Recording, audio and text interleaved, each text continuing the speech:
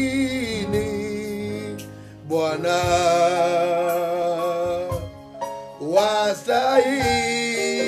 wastahili Bwana, ulikufa msalabani niokolewe, wastahili Bwana, wastahili Bwana, ulibeba mizigo yangu, sasa ni huru Bwana, wastahili Bwana, wakomboa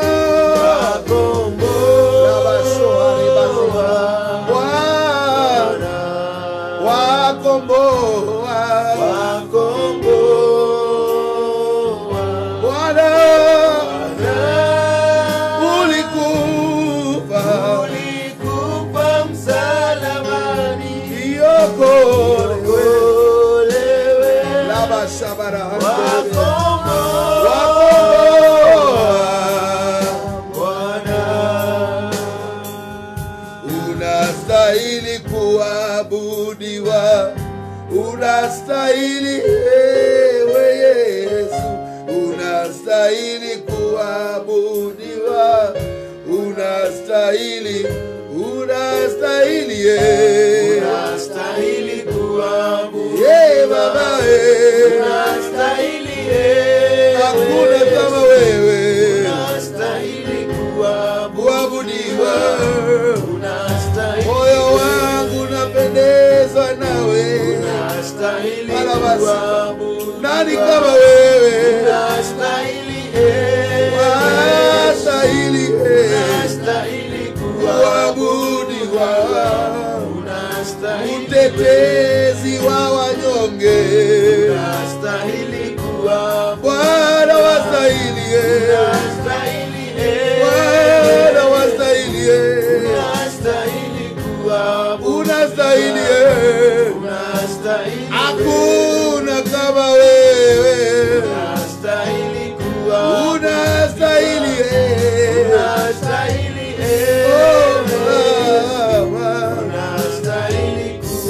kuabudiwa, mtetezi wa wanyonge, Bwana wastahili, hakuna kama wewe, unastahili, peke yako pokea sifa, Baba wastahili, wastahili kuabudiwa,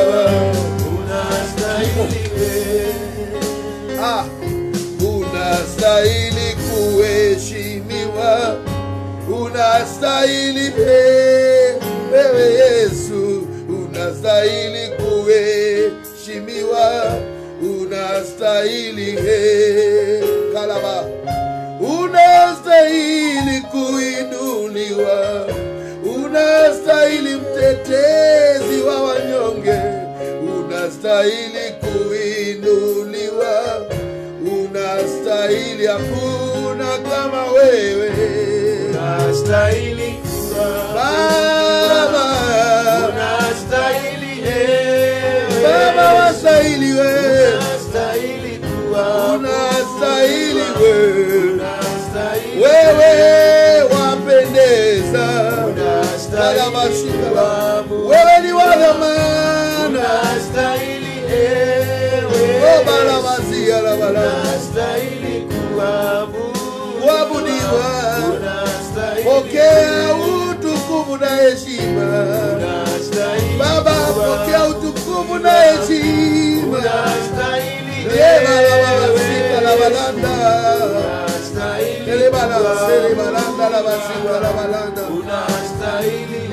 we give you glory Ira basika na manderi balanda la basa. Ela balanda la basika la balanda. Masare para todo dia la balanda. Sare balanda la basika la balanda. Manderi bala basika la balanda. Yada balando lo basika la balanda la basa. Shara balando lo basika la balanda. Rapateri la basika. Hakuna mwingine kama wewe Baba. Hakuna mwingine kama wewe. Maseri la balanda. Hakuna Bwana kama wewe. Baba wastahili kuinuliwa. Sala balanderi balanda. Seri bala bala bala bala bala basia. Sala bala bala bala bala basia balanda. Masala balanderi bala bala basia. Saderi bala bala bala bala bala bala basia. Kama wewe. Ela bala bala bala basia balanda. Kama wewe. Wewe ni jana leo na milele. This morning we worship you Jesus. This morning we magnify your name, O God. There is no other God like you. There is no other God like you. We worship you. Masala balanda, rabalanda, basika la balanda.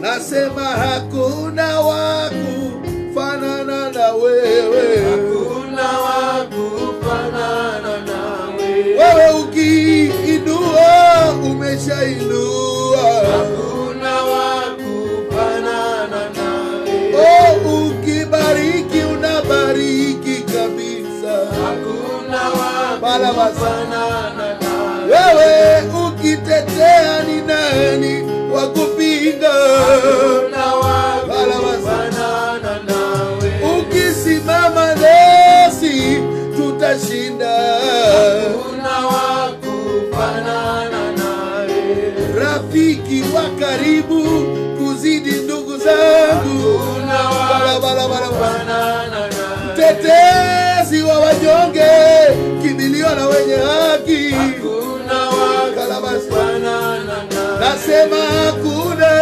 wakufanana na Baba. Hakuna wakufanana na wewe. Oh, hakuna wakufanana na Baba. Hakuna wakufanana na wewe. Simba wa Yuda.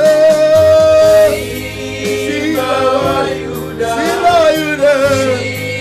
Simba wa Yuda. Hakuna wakufanana na. Nasema jiwe la pembeni.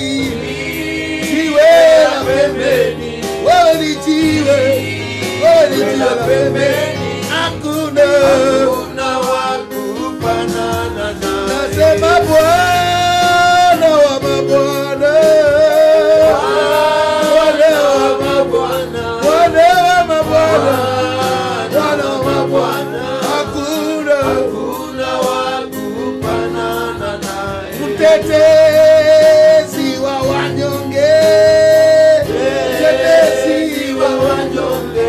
Mtetezi wa wanyonge. Hakuna wakufanana naye. Ninakuita Alfa na Omega. Alfa na Omega. Mali kwa kujificha. Alfa na Omega.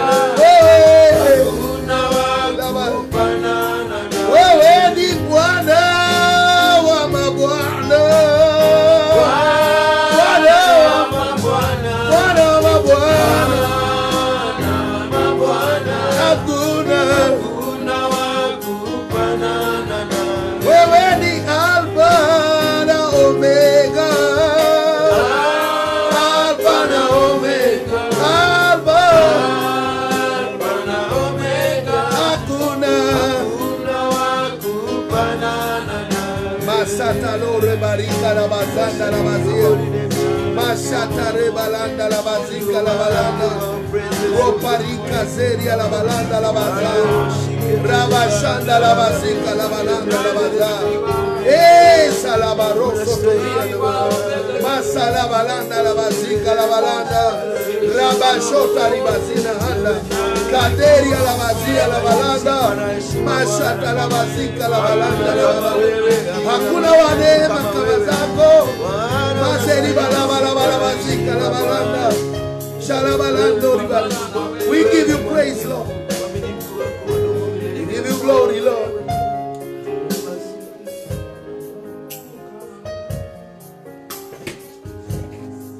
Ni wewe wa kuabudiwa, ni wewe. Ni wewe wa kuabudiwa, ni wewe. Wa kupewa sifa na utukufu na heshima, ni wewe. Mwenye nguvu na uweza, ni wewe. Wa kupewa sifa, utukufu na heshima, ni wewe. Mwenye nguvu na uweza, ni wewe. Ni wewe Bwana wa kuabudiwa, ni wewe. Ni wewe Bwana, ni wewe wa kuabudiwa, ni wewe. Wewe wa kupewa sifa na utukufu na heshima, ni wewe. Mwenye nguvu na uweza, ni wewe. Ni wewe wa kuheshimiwa, ni wewe Bwana. Ni wewe wa kushujudiwa, ni wewe.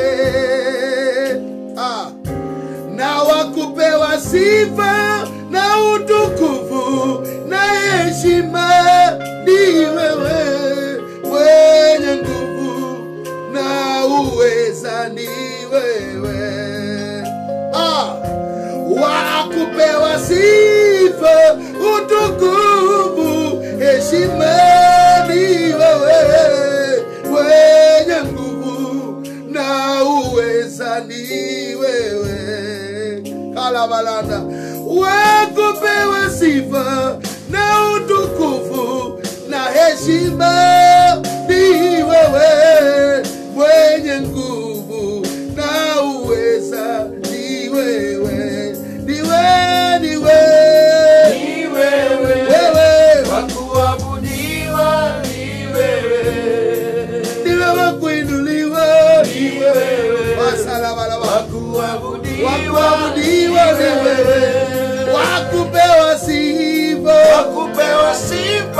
na utukufu na heshima, ni wewe. Mwenye nguvu na uweza, ni wewe. Wa kupewa sifa na utukufu na heshima, ni wewe.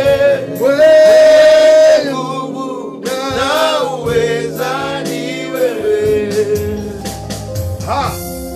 Wa kupewa sifa na utukufu na heshima, ni wewe.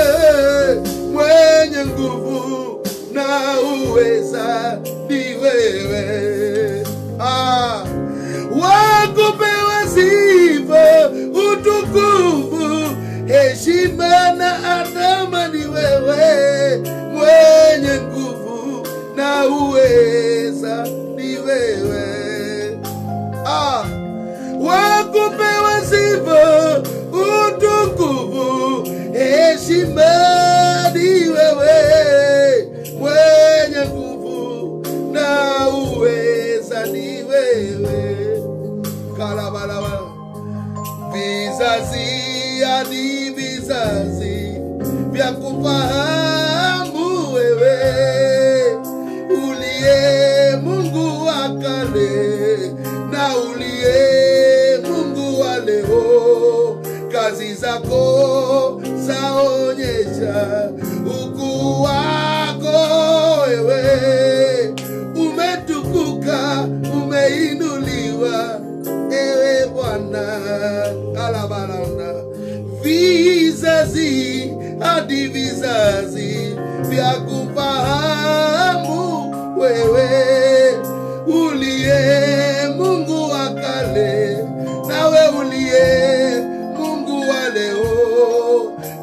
zako zaonyesha ukuu wako wewe. Umetukuka, umeinuliwa milele Baba. Kalabala. Na kweli wewe ni Mungu. Kweli wewe wastahili. Umeketi juu sana kwenye kiti cha enzi. Umejivika utukufu. Kalabala. Wewe ni Mungu. Umeketi juu sana kwenye kiti cha enzi. Umejivika utukufu. Wewe ni Mungu. Kalabala. Umeketi juu sana na kwenye kiti cha enzi. Umejivika utukufu. Kalabala. Wewe ni Mungu. Na kweli wewe ni Mungu. Bwana kweli wewe wastahili.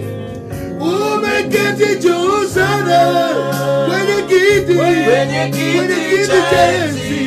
Umejivika utukufu. Wewe ni Mungu. We give you praise, Lord. Thank you, Father. There is no one else like you.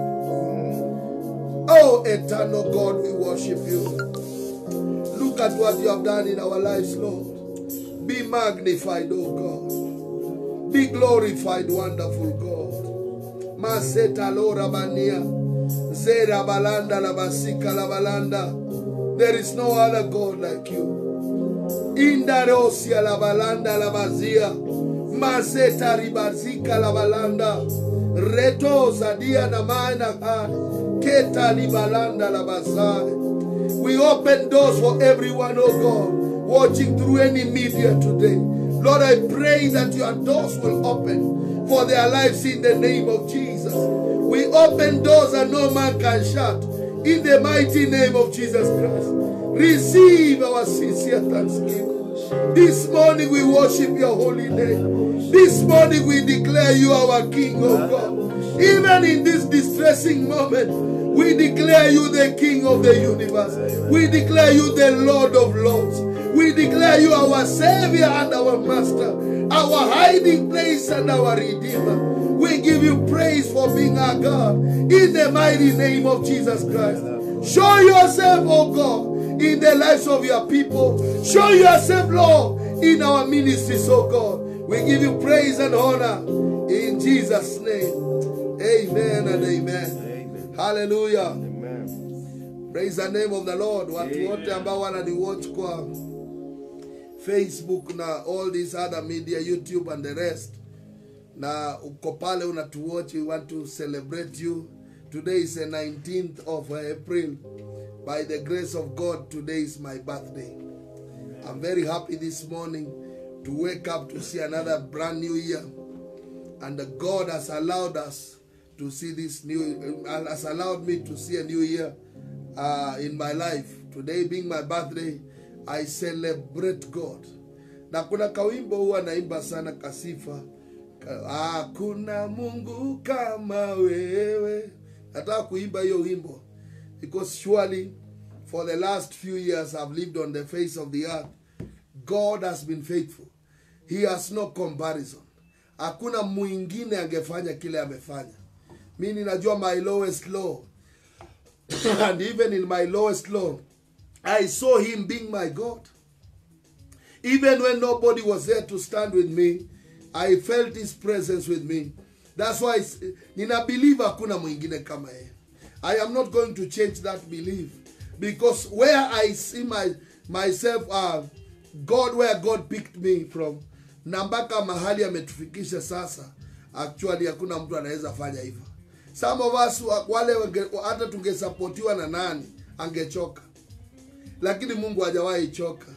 Ndio maana namwambia hivi, tangia nilipokuwa mdogo sijaona Mungu kama we, Mungu wa rehema, mpole wa hasira, hakuna napata kuwepo. Tangia nilipokuwa mdogo sijaona wa kujivunia kama wewe, mwingi wa rehema, mpole wa hasira, hakuna napata kuwepo. Tangia nilipokuwa mdogo sijaona naeguza kama wewe, mwingi wa rehema, mpole wa hasira, hakuna napata kuwepo.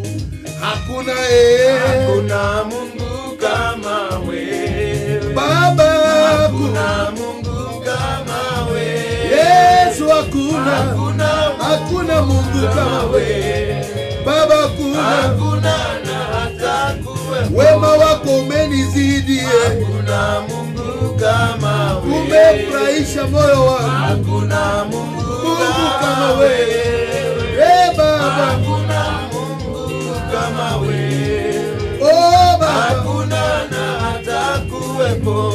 Ninatangaza tangu misingi ya dunia ilipoumbwa sijaona mkamilifu kama wewe, mpole wa hasira, mwingi wa rehema, hakuna napata kuwepo.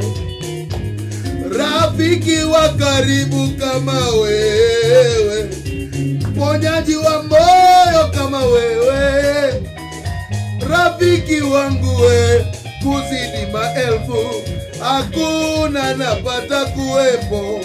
Hakuna hakuna Mungu kama wewe, hakuna Mungu kama asiyechokeshwa na shida zetu, hakuna Mungu kama wewe Baba, hakuna na hata anayejua hofu ya moyo wetu, hakuna Mungu kama wewe Baba, hakuna Mungu kama wewe Yesu, hakuna Mungu kama wewe Baba, hakuna na hata kuwepo. Ninasema Mungu aliye mwingi wa rehema, Mungu aliye mwingi wa mapendo, hakuna kama wewe, na hakuna napata kuwepo. Hey! Kwa kweli kaburini walikuweka, wakatangaza yamekwisha. Siku ya tatu Baba wa neema ulifufuka, sifa ni milele. Hakuna Mungu kama wewe Baba, hakuna Mungu ndio maana ninajivunia wewe. Hakuna Mungu kama wewe, hakuna na hata wewe ni Mungu wa kujivunia. Mungu kama wewe, uogopwe na watoto wangu na jamii yangu Baba. Hakuna Mungu kama wewe Baba, hakuna na hata hakuna kama wewe. Mungu kama Natangaza ulimwengu isikie, Mungu kama wewe Yesu, hakuna Mungu kama wewe Baba, hakuna na hata maana nimetembea kote, nimetafuta kote, nimezunguka kote, Yesu, hakuna na hata nasema nimetembea kote na nimetafuta kote, nimezunguka kote, Yesu, hakuna na hata hakuna Mungu kama wewe. Wimbo wangu kwako, hakuna Mungu kama wewe Yehova, hakuna Mungu kama wewe, hakuna na hata kuwepo. hakuna Mungu kala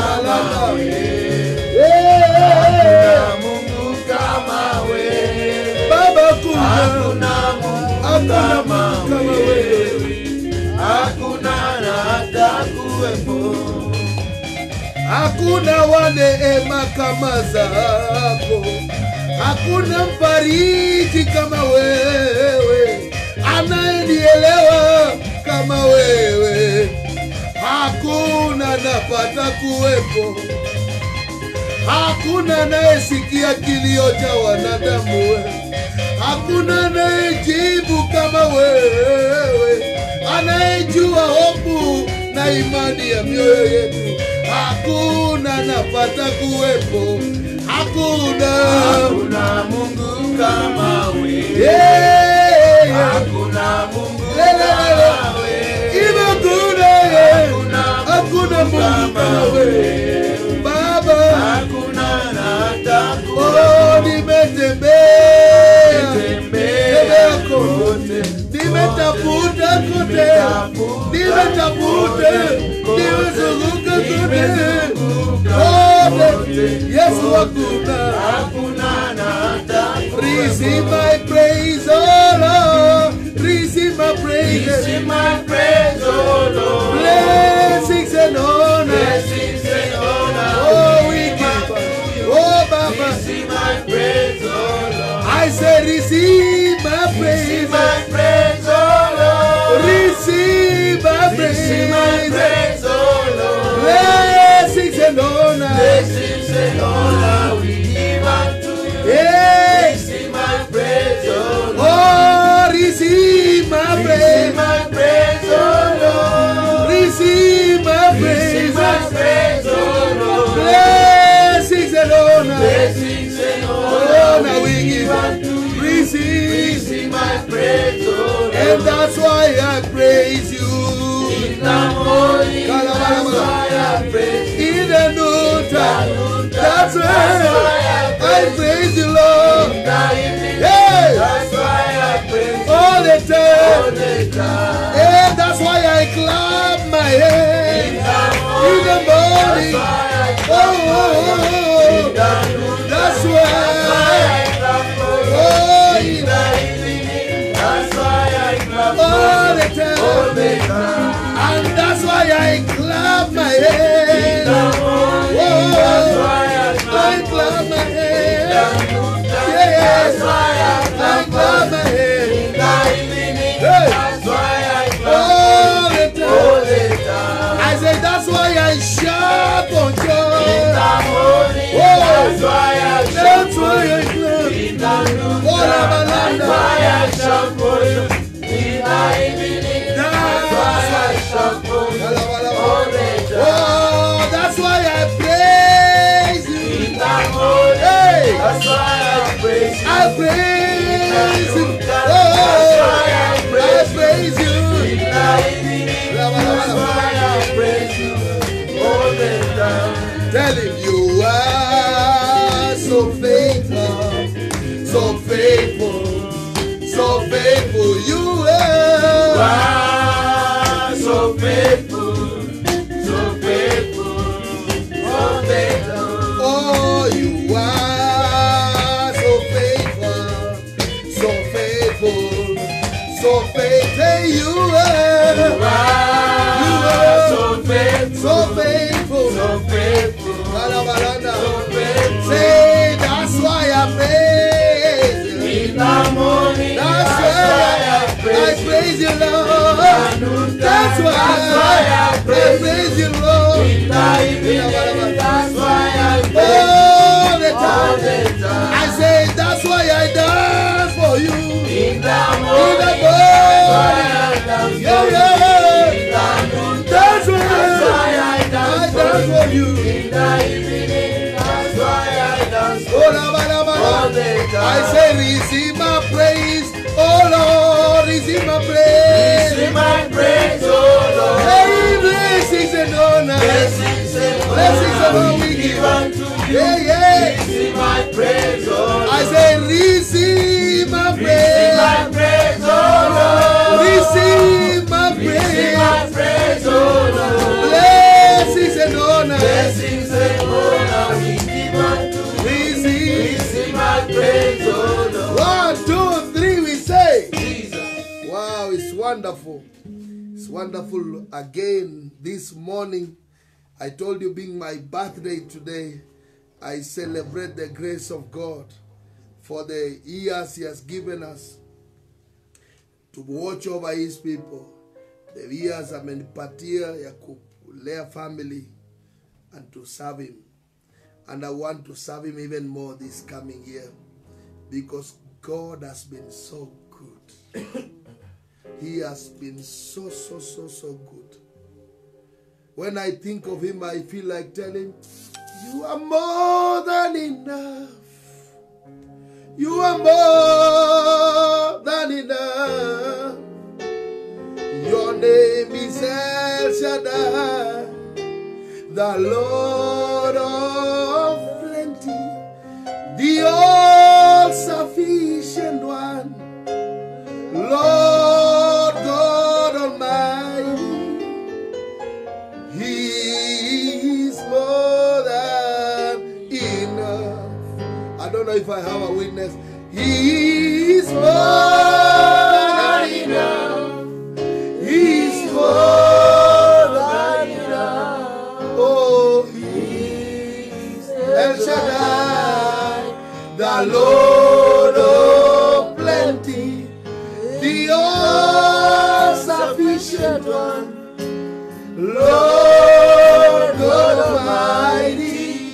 He is more than enough. Tell Him with me, He's more, He is more than enough.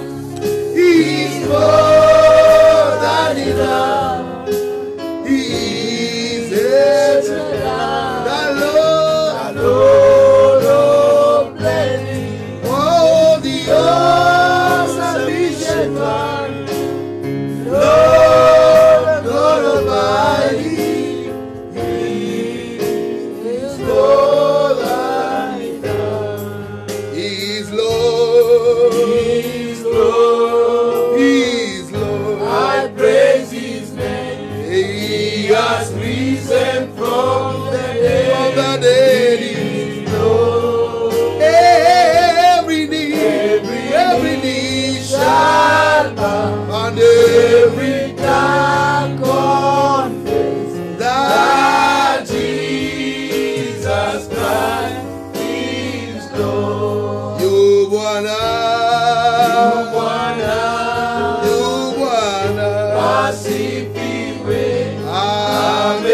amefufuka kifoni. You Bwana, na kila ulimi ukiri kwamba Yesu ndiye Bwana. Kalabalanda. Thank you, Jesus. Amen. Tulikuwa nazungumzia kuhusu hearing, the mystery of hearing from God.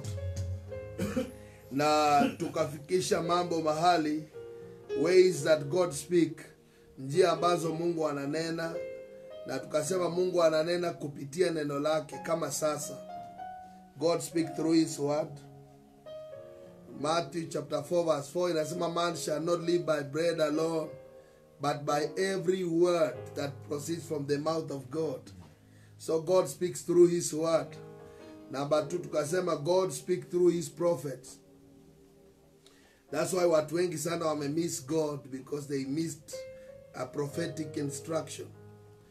Watu wengi sana wanangojea God and they have a prophetic instruction because they did not see God speaking through a man. Haswa sana wale wanatoka kwa kabila yetu wanaambianga Mungu kuja na usitumane. Gayo kana doga tumane. Wanaambia Bwana kuja na usitume mtu. Nataka kuambia hata wakati watu waliomba 400 years in Egypt, aliwatumia mtu. After 430 years, kwanza aliwatumia akiwa na 400 years. Wakamfukuza akaenda wilderness for 30-40 years. He came back to them.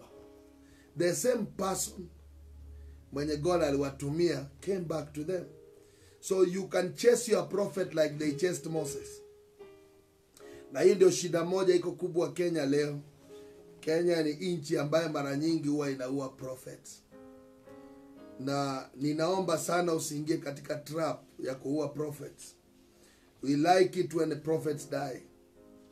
Moses wakati alifukuzwa na Israel huko Egypt, wakati wa jamaa wawili walimwambia, you also want to kill us like you killed the Egyptian. He ran away, stayed for like 30-40 years. Came back after 40 years kuwaokoa wale watu walitumwa kwao. Wale walikuwa wanamuuliza, who ordained you a judge over us? Because God sends prophets to people. Na ni mzuri kulocate your prophetic voice. Unajua kuna watu wako churches, but kuna wengine hawajui kukua churches. Inastahili besides kuwa chachi, ukuwe na mouthpiece yenye unasikia Mungu kutoka kwayo. Inaitwa your prophet. The mistake Jezebel did, Jezebel alikuwa na 450 prophets. That's why Jezebel became a very evil woman. Because alikuwa na marionette kind of prophets. Alikuwa na wa twist kule anataka. Na wewe nakuomba usiingie katika mtindo huo katika siku za mwisho. Because pia wewe unaweza kudevelop 400 prophets. Ukuwe na prophet mwenye unasikiaga wakati umegonjeka. Ukuwe na prophet unasikiaga wakati unamwangalia ndio ujue kuvaa mzuri. Ukuwe na prophet mwenye unaangaliaga, unamwendeaga wakati ndoa yako imeharibika. Kuna watu wako na shida za aina hiyo because hawajui ya kwamba they are suffering error. Every prophet is a covering. Is a covering ya rohoni. Na that's why hata nani anaitwa nani? Anaitwa Saul, their change, aliambiwa as you go, you shall come to the place of the tomb ya Rachel, na utakuta prophets wakiprophesy. And as you enter that prophetic era, that prophetic climate, you shall be turned into another man. So there are people, when they sit under men of God or under certain prophetic voices, they are changed into other people. I have seen people that are useless sit under me, they become something. Because the prophetic word we speak is able to change from inside. Now, number 3, very important to say, God can speak through situations. Na mtu very wise huwa anasikiza mpaka voice ya situations. Sometimes everything around you tells you are going a wrong direction. Sometimes when you are going a wrong direction, even a ship and the sea, yenye imebeba Jonah ilianza kumwambia, my friend, this is not where you are supposed to be going. Sometimes when you are running away from a voice, the voice of God, you can land yourself into situations ambazo zinakuonyesha ya kwamba now you are moving away from God. God speaks through situations. Now God, number 4, speaks through angelic ministration or angelic messengers. Now Matthew chapter 2 verse 4, verse number 12. Now Judges chapter 6 verse 11. Now so many other verses in the Bible in a reveal God sending angels to people. God sent an angel to Abraham, Genesis chapter 18 verse 1. And he came himself. So God can speak through angels. God can pass a message through an angel. Tukaongea kuhusu promptings of the Spirit. Sometimes you feel pushed to do something. Pushed to act in a certain way. Because sometimes after you have taken in the word of God, you don't know which word to use when. So kuna kuwaga na times ambazo word ya Mungu inakuelekezaga wakati unahitaji. There is a time of need. Na hiyo word inatokea kama ile ya huyu mama mwenye issue ya blood. Bible inasema she said to herself, if I touch the hem of his garment. That was not just saying to herself because Jesus noticed faith. It means there was an existence of faith that was dormant in her. Ambayo wakati Yesu alitokea, it became a prophetic timing. Na word ikamwambia is either now or never. Na Bible inasema vizuri ya kwamba she touched the hem and she was made whole. Sometimes the word of God huwa inakupea promptings. Inakupush into doing things you aren't supposed to. You aren't prepared as of now to do them. Look at this guy anaitwa Bartimaeus. Bartimaeus, Jesus is passing. He was not preaching. But the guy called on Jesus. felt like this is my time. This is my kairos moment. This is the time I need to touch God. This is the time I need for my healing. And Jesus said, your faith has made you whole. So faith was existing in this guy. That's why there were many blind people. Why only Bartimaeus? Bartimaeus had faith. But faith was waiting for that particular moment. That needs, unajua, sometimes you can be acting. How do you see, for example, in ministry like me, like right now what we are doing in ministry is not what we did 15 years ago. Because 15 years ago, there were things that were possible by then. But now there are things that are possible as of now. So every time, the word of God can order your steps. Now promptings can tell you, come from here, go there. You need to be sensitive. Tukaongea kuhusu through dreams and visions. Na leo kwa dakika chache nataka kuongea kuhusu the other side. What happens when God demands your attention? When God demands your attention.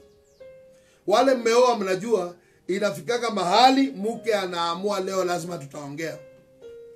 Na unakuja nyumbani na unajifanya umelala mapema, lakini ile kukazwa utakazwa, utabidi useme wacha tukae chini tuongee. Because ameamua lazima muongee. Kuna wakati mume anaweza taka kuongea na mke na hakikisha amecommand attention.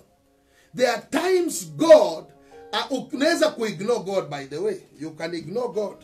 That's why wanasema wakati neno la Mungu linakuja, usifanye roho yako kuwa ngumu. Because wakati mwingi Mungu anaweza ongea na wewe ukaushe moyo wako. Uamue you are not going to work according to. In fact, kuna watu wengi sana huja church na wanajua what God said they should do. Wanajua Mungu amewaambia what to do, lakini wakifika kwa nyumba ya Mungu, they just harden themselves. They just harden themselves. Wakati wamefika mahali pa kuifanya, wanaamua wana ignore the word. Na ukisoma Bible kwa 1 Samuel chapter 3 verse 9, wakati Mungu alimuita mtu anaitwa Samueli, kuna jamaa anaitwa Eli, the spiritual father, life coach, spiritual coach wa Samuel. God alipoita Samuel mara ya kwanza, mara ya pili, akiendea Eli, mara ya tatu Eli alimwambia hivi, therefore Eli said unto Samuel, go lie down, and it shall be, if he calls thee, thou shalt say, speak, Lord, thy servant heareth. So Samuel went and lay down in his place. So it is Eli aliambia Samuel how to respond to the calling of God. How to respond to the voice of God. Because ukweli ni kwamba God is a king. He speaks. Na wakati ana speak, the first thing he demands of a hearer is honor for his word. Honor for his word. God speaks. Now ukisoma Luke chapter 1. Luke chapter 1 verse 38.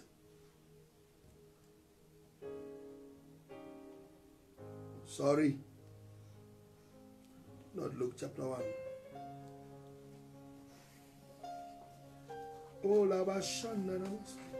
Luke chapter 1. You are the lamb upon that throne. Mary anapotokewa na angel. I'm looking for it, sorry. Mary anapotokewa na angel. Bible nasema, then angel answering and said unto him, I'm Gabriel, that stands in the presence of the Lord, and said, not that one. Bible nasema vizuri, wacha niipate. I'll give you the next verse. Bible nasema ya kwamba Mary alimwambia, be it unto me according to your word. Be it, and it means Mary submits herself to the word of God, then the word of God took effect. Watu wengi sana, when God is speaking to them, they don't cooperate. Now you must know how to cooperate, because God anataka, besides your attentiveness, James chapter 1 verse 22, anasema you be doers of the word and not only listeners deceiving yourself. God anataka baada ya kuongea, you take action. You act on what he has said. Akisema pray, you pray. Akisema give, you give. It is action that gives faith life. Every time unapeana action kwa imani, imani inaanza kuwa hai. Na watu wengi sana wamekataa kusikia Mungu.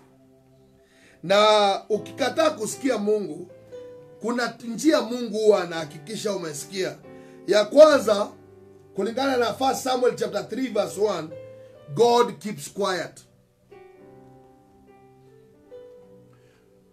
God keeps quiet. Now ukisoma 1 Samuel chapter number 3 verse 1, 1 Samuel chapter 3 verse 1, inasema, and the child Samuel ministered unto the Lord before Eli. How are they ministering? He was ministering before Eli, and the word of God was precious in those days. Precious in those days. There was no open vision. Ingine nasema the word of God was rare. Ilikosekana. Neno la Bwana lilipungua. God anaweza amua kunyamaza.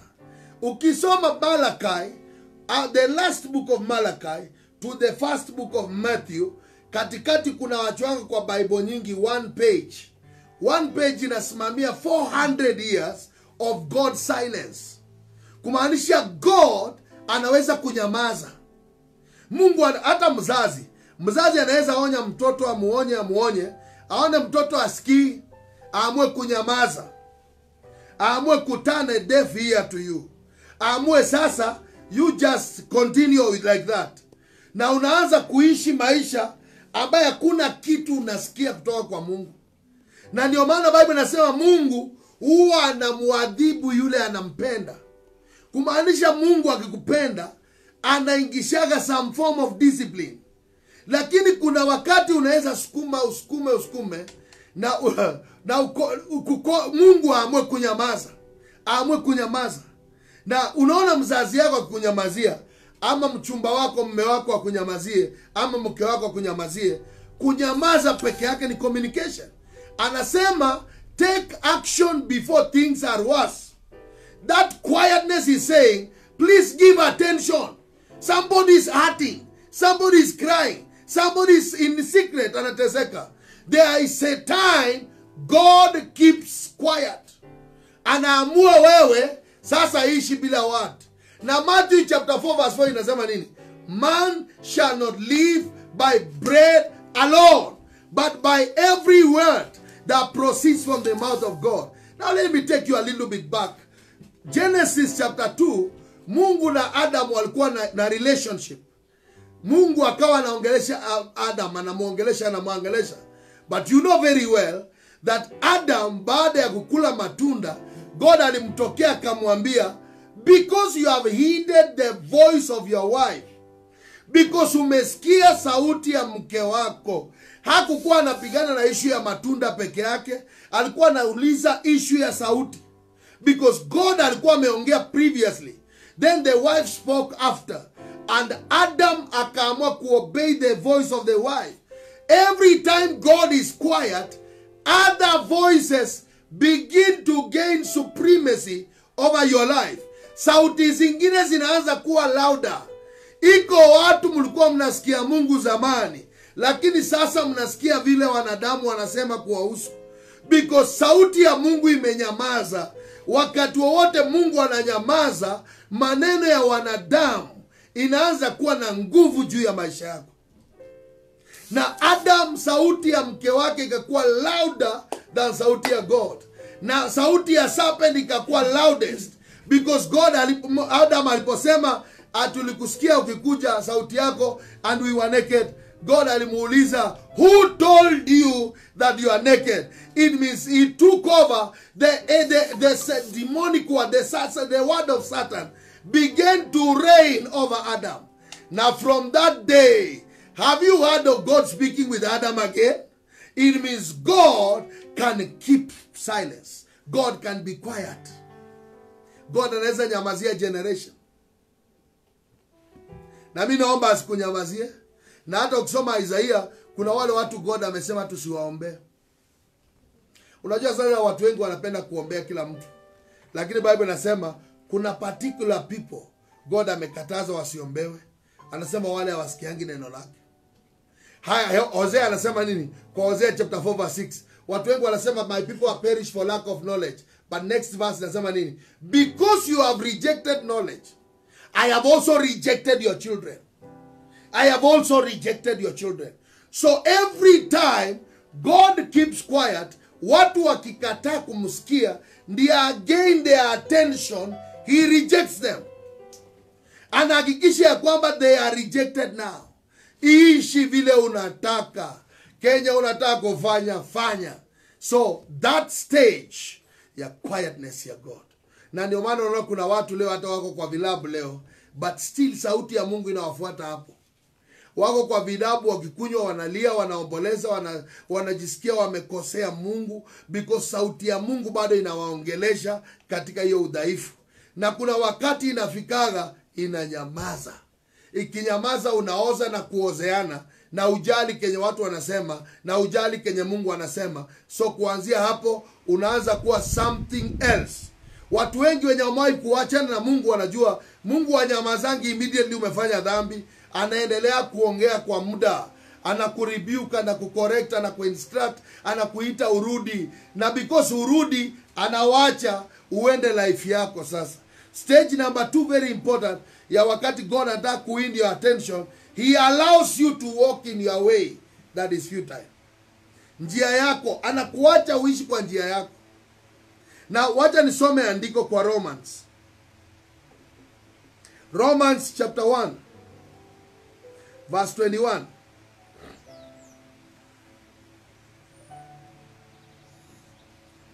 Thank you for your love.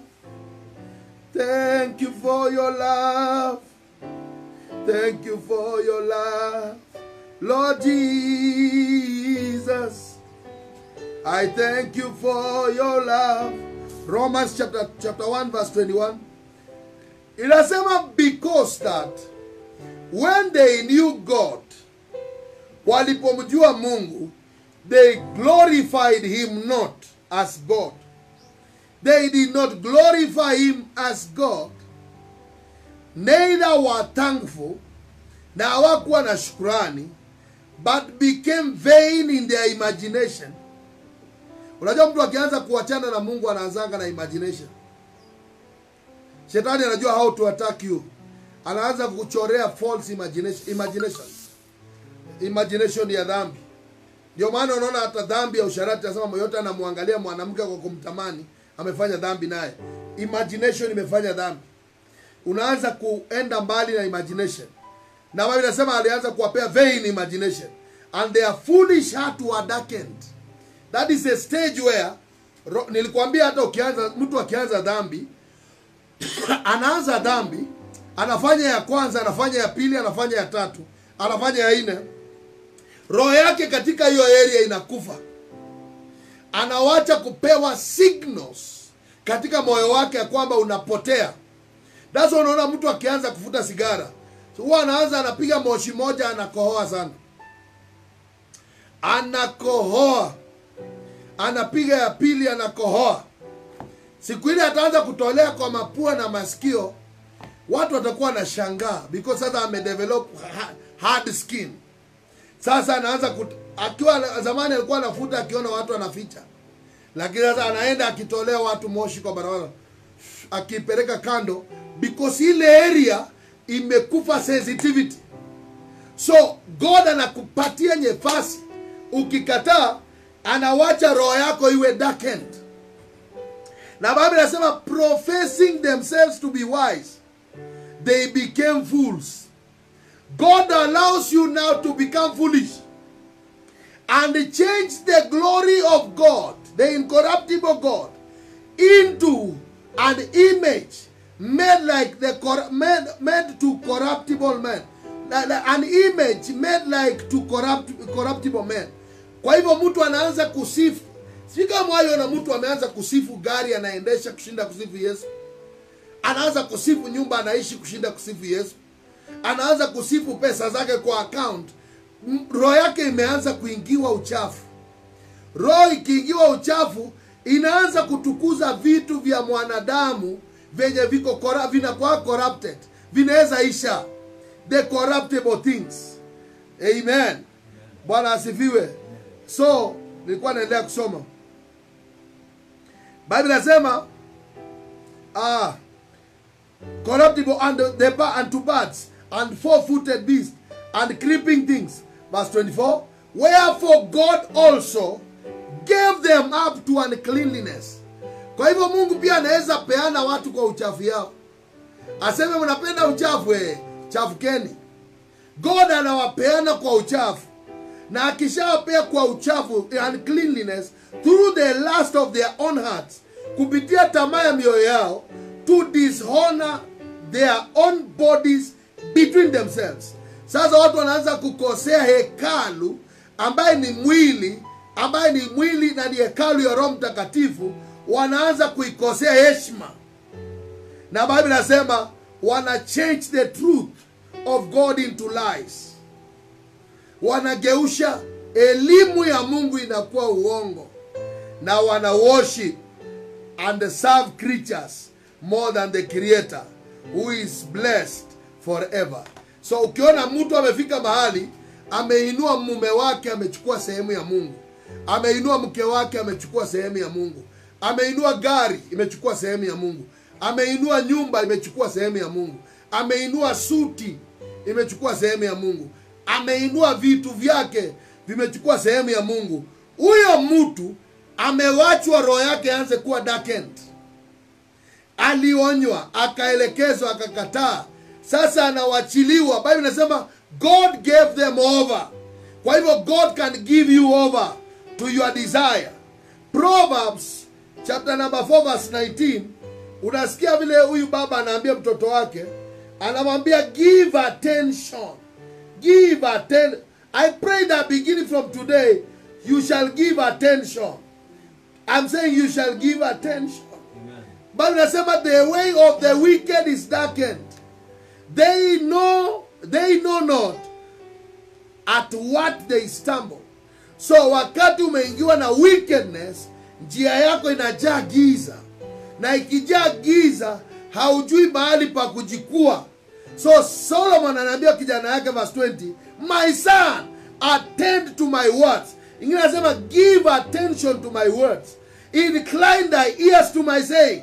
Let them not depart from thy eyes. Keep them in the midst of thy heart. For they are life to those that find them, and health in all their body. So wakati mwili wako umekuwa given over to your desires, to your filthiness and cleanliness, so unaanza kuinua vimiungu.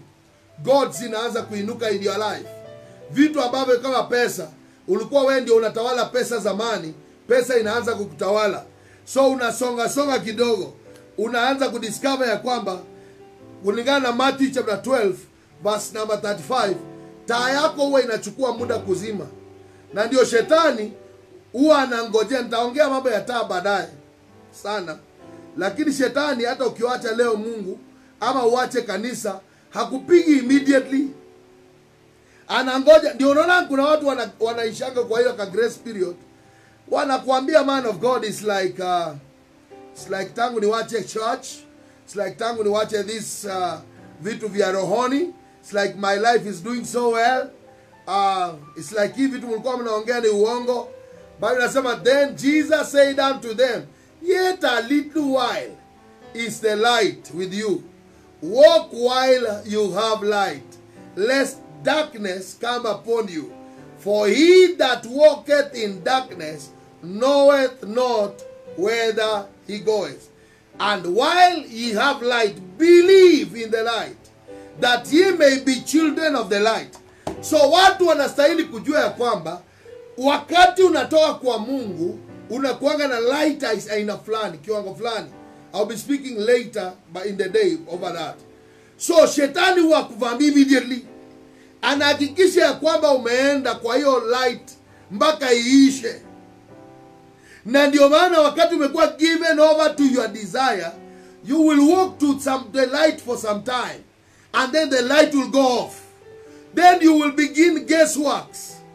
Unaanza kuguess biashara ile unastahili kufanya, guess mchumba ule unastahili kuoa, guess Kenya bali unastahili kuenda, guess marafiki unastahili kufanya. Sasa umeingia kwa njia ya wanadamu.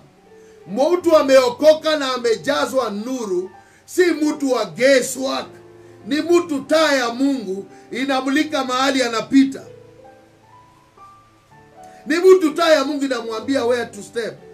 Na mimi naomba kuanzia leo utaingia hapo. Number 3, very important. Wakati God anaanza ku call your attention, what happens is you begin to suffer defeat in the presence of your enemies. Unasoma 1 Samuel chapter 4 verse 1 to 4. Israel walienda wakashindwa vita. Alafu waliposhindwa vita, wakaambiana kenye imefanya tushindwe vita is because hatukubeba sanduku la Bwana tukaenda nalo kwa vita. So wakaenda wakachukua sanduku la Bwana. Kijana anaitwa Phineas na Hophni walikuwa pale. Watoto wa Eli walikuwa pale, walikuwa priests. Wakabeba sanduku la Bwana, wakaamua kulileta kwa vita. Little did they know that this time God was not for them. God was not in their support. Because anytime you are not going the direction of God, He withdraws His support. And because you are not ready to walk by that word I've given you, now walk in your own strength. So you begin to suffer. So that is the day Israel ilipata a beating of their life. Na wakakuja off the Phineas dead. Wakaletea Eli news ya kwamba your son died in the battle. You will not die in the battle. You will not die in the battle. Amen. Joshua chapter 7 verse 1. Unajua ya kwamba Israeli ilipoenda kupigana na Ai, in fact walijua Ai is a small army, is a small city, haihitaji jeshi kubwa. Wakakata jeshi, wakasema nyinyi wachache mnaweza piga Ai kwa njia rahisi. Walipoenda kupigana na Ai, hawakujua neno la Bwana lilidharauliwa kwa the previous fight, ya kwamba waliambiwa wasichukue chochote.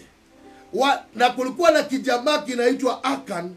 Akan akaficha vitu vyenye Mungu alisema asichukue, na because wali dishonored the word of God in a fight, God had to surrender them for defeat. This time Joshua walipopigwa, Joshua akaenda mbele za Mungu akaomba na pamoja na Israeli, wakasema God haiwezi kutupiga unless wewe kuna kitu unasema katika our defeat. How many of you know when you are defeated, defeat is a voice. It can tell you go back. Because once God is on your side, anasema they shall come in one way, they shall disperse in 7 ways. Once God is not on your side, you will come in one way, you will disperse in 7 directions. Scatter in 7 directions. Because God, every time He's in a battle, there must be a win. And I declare over your life, beginning from today, believe with me, ya kwamba you are not called for a life of defeat. You are not called for a life of defeat. You are not called. I will repeat it again. Haujaitwa kwa maisha ya kushindwa. Haujaitwa kushindwa ndoa. Haujaitwa kushindwa biashara. Haujaitwa kushindwa kazi ya mikono yako. Haujaitwa kushindwa. God ni zaidi ya mshindi. Aliye ndani yako anaweza kukushindia. Jifundishe kusikia sauti ya Bwana. Nasema kushindwa ni sauti. Kushindwa ni sauti. Nakumbuka za siku moja tulienda kucheza na timu fulani na tukashindwa sana. Tukachapwa bao 8 kwa 0. In fact tulifanywa madharau because hata goalkeeper ilibidi atoke akuja ajifungie bao yake moja. Na wapendwa, ukiona mpaka goalkeeper amepewa nafasi ya kutoka kwa goal akuja ajitafutie bao, ni kumaanisha mnashindwa cheaply.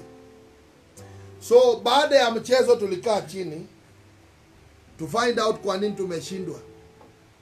Na unajua of course kuna watu wanasema ni vile because hatukulala mzuri, because hatukupewa glucose kabla tujaingia game, because hatukula mkate. Lazima mtu afanye postmortem. Na watu wengi sana wafanyaji postmortem. Wajirudishe mahali, waone kwa nini Kenya tuko naye haiku. Kwa nini biashara haikuwaka? Kwa nini nilianza kanisa na ikafungwa? Kwa nini nilifanya? Why? Sometimes after defeat, sit down. Napenda prodigal son. Wakati alishindwa, deliverance ya prodigal son ilikuwa kukaa chini. Remember it was a parable.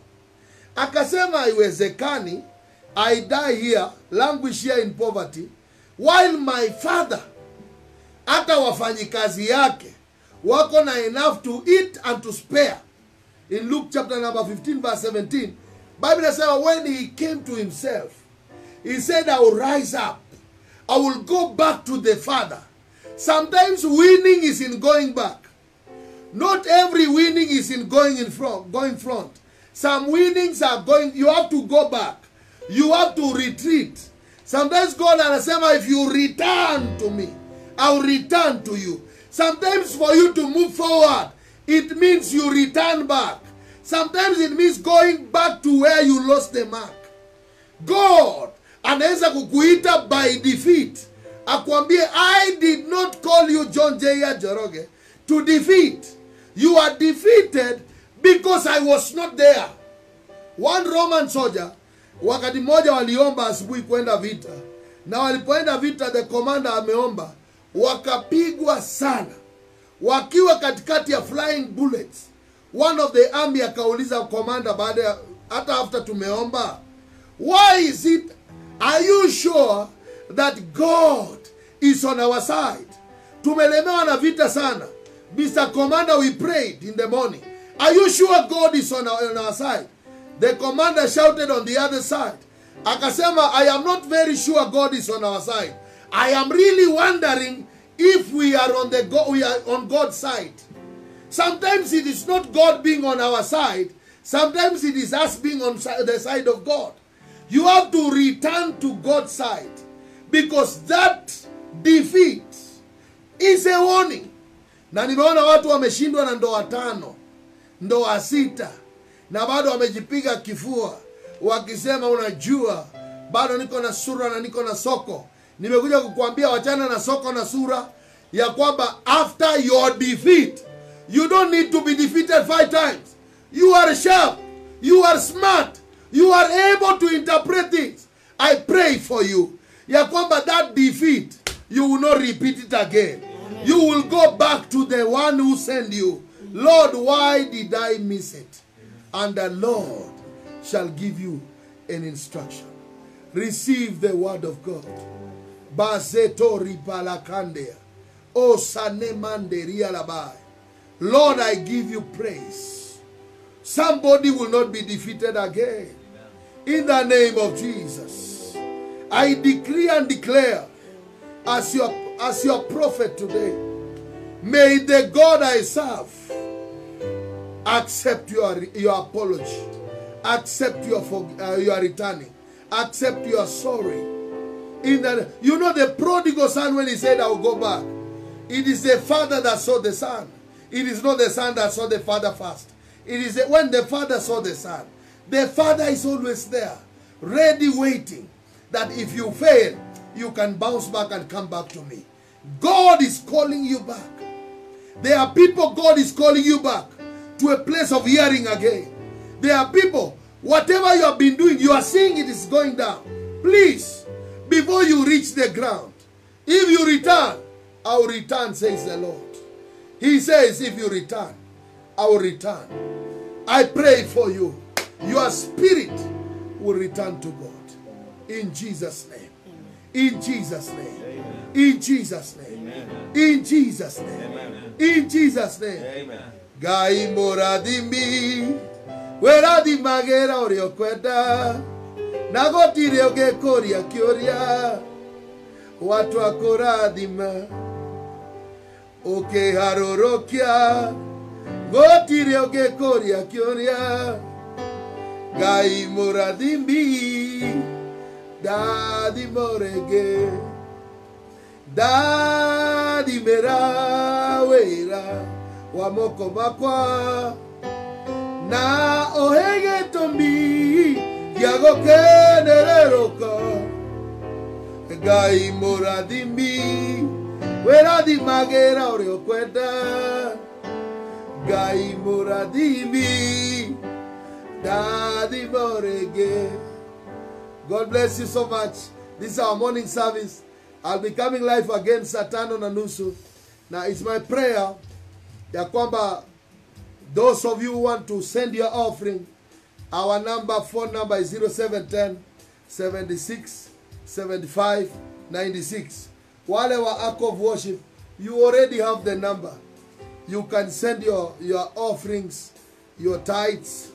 We are waiting, we are praying for you. And in my birthday, I want to bless you because this is the day the heavens opened and I was delivered. And I declare over you in this day that the blessings that I came from heaven with will land over your life. In the name of Jesus Christ. Amen. In the mighty name of Jesus. Amen. In the mighty name of Jesus. Amen. May the Lord bless you. May the Lord preserve you. May the Lord protect you. Amen. In the name of Jesus. I'll be taking from there. Nimeongea point 2-3 and I will need to speak 4 more. Kwa hiyo service inayofuata.